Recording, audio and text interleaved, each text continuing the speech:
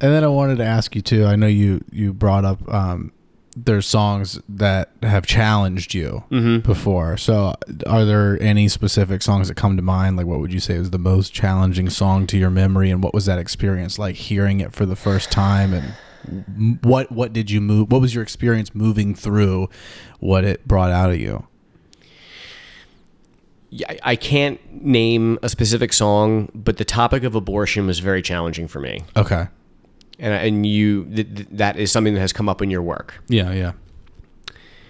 Probably the Angel Baby song. Yeah. And that's a good song. Like, that's a good beat and a good flow, and you sound great on the track. Yeah. But yeah, it was very challenging, you know. And by the way, when I say challenging, like, I feel that if there is something inside of yourself that you have not settled to the point that the creator agrees with it, that there's going to be some sort of vibrational disharmony in yourself.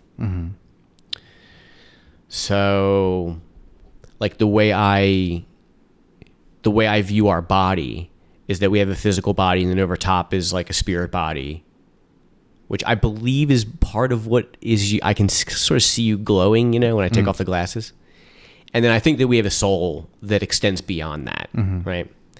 And so I think that when we're in a situation where we're out of harmony with this creator being, that creates spiritual blockages in our body that then crystallize down into physical disease and ailments. Yeah. So, like, let's say I would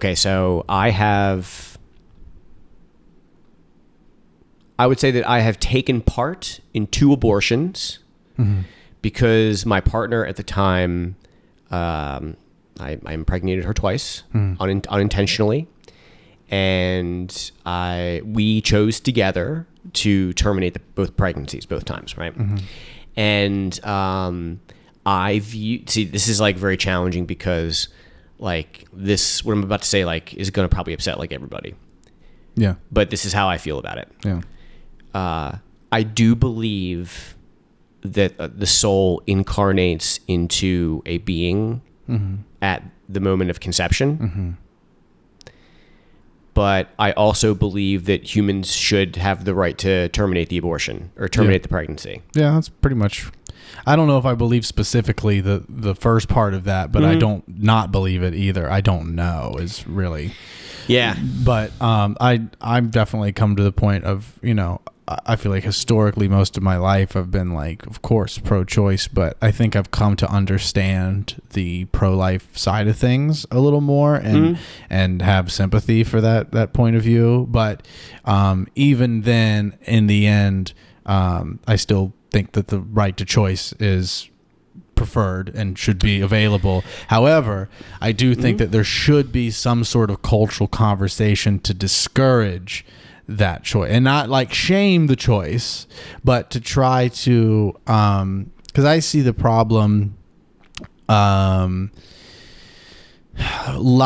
in the mass sort of refusal or putting off of the responsibility and the beauty of having a child. And so I think that we not that this argument's not valid at all, but I think we lean on this argument of, oh, that child will have a bad life if they come in because the parents are so poor.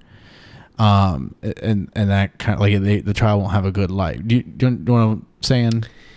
I do see what you're saying. You know, the way I think the reason, and I wanted to say why I'm saying, because I think that yes, the family may be poor, but the child might be the very reason that you have the motivation to pull yourself out of poverty, and you have something that's beyond yourself. That's fair. And point. More important than yourself to take care of. That's fair point. And you're. I think there's just this mass idea around children are annoying and they suck, and you don't want to have them. It's going to ruin your life to have a kid. You know, like, I think that is it's a doomsday twisted reality. Yeah, I don't necessarily believe that. Yeah. I mean, I'm not trying to, you know, if people want to have families, go ahead, by all means have families. You know, I don't feel like we should be really legislating choices away from people. Right. And honestly, in any sense, like in the spirit world, like it's you know, I know that we're living in a physical reality here, but like if anyway, okay, so I'm kind of going off on the rails here. I should say this, right? I feel that I participated in ending 2 lives. Right. Okay. Right. Now, I'm not saying other people have to feel that way, but I have communicated with the creator about this topic, and there was a lot of emotion that went on about it, right? So I released a lot of fear and grief around this topic and this issue, and I feel at this point that like I feel that God recognizes that it is a life that occurs, and that I did end those lives. And so I would not be able to do that again. And I don't advocate that people do that. But if people do ask, that is how I feel about it. So it's kind of like, imagine having a political discussion with somebody, because like people on the right are like, yeah, life begins at conception. We can't have any abortions. People on the left are like, we have to worry about the people that are here. These are legitimate medical procedures, and there's all kinds of extenuating circumstances for the multitude of situations that people go through. We need to have this as a reality, right? And like, they don't want to acknowledge that at some point a spirit of something goes into something to animate it, right? Right.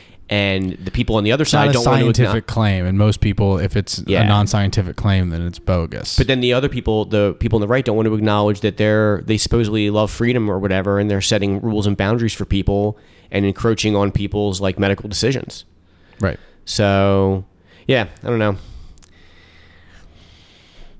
It's a tough one, man. People don't want to hear, it's just one of those things that makes people really uncomfortable. And it's not easy for me to say all this, but I feel like I can say it because, again, I feel like I've made my peace with God about this particular topic.